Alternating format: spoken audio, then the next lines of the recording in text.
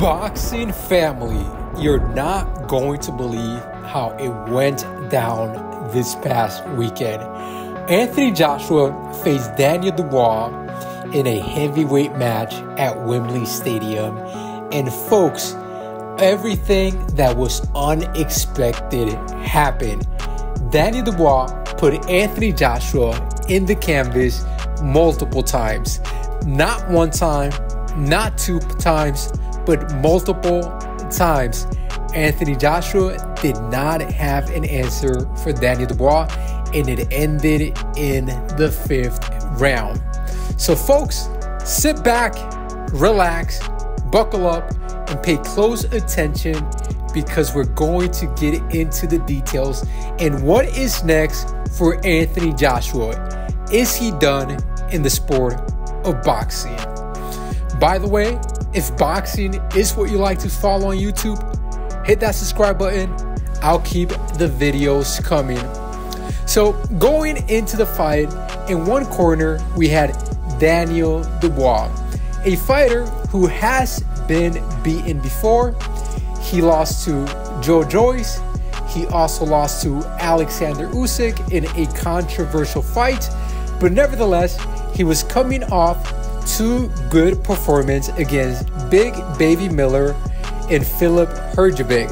Two tremendous performances where Daniel Dubois came out on top. On the other hand, we had Anthony Joshua, who already had accumulated a few losses on his resume. He lost to Alexander Usyk not once, but twice, and he also lost to Andy Ruiz. And now with his loss against Daniel Dubois, that is the 4th loss in his career. But he was coming off some good action. He had fought Otto Wallin, an okay boxer. He had fought Francis Ngannou, and he had fought Robert Helenius. Those are some okay fights. Keep in mind that Francis Ngannou is not a pure boxer. He's a fighter coming out of the UFC, which was more like a celebrity matchup, an attraction between boxing against a champion or former champion in the UFC. So in one side, we have Daniel Dubois, who is looking for conviction, who is looking for payback, who is looking to come back in the sport of boxing after taking a few losses. And then on the other hand, we have Anthony Joshua, who at one point was the heavyweight champion of the world. Not once, but 2-time heavyweight champion of the world. Anyhow, they met inside the square circle. Daniel Dubois was faster. Daniel Dubois looked lighter on his feet.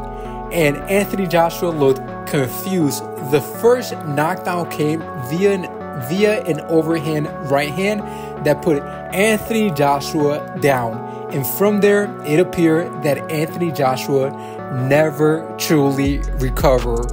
Daniel Dubois was doing his thing, landing big shot after big shot after big shot. Daniel Dubois has power, ladies and gentlemen.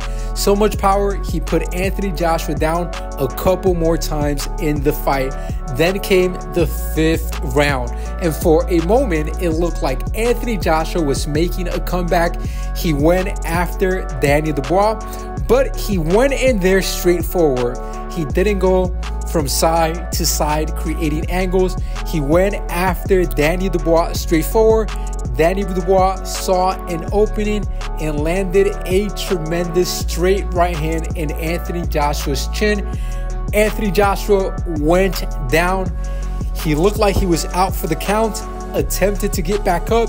As he was getting back up, fell back down on his face. And that was it. That was the end of the fight. So what is next for Anthony Joshua and Daniel Dubois?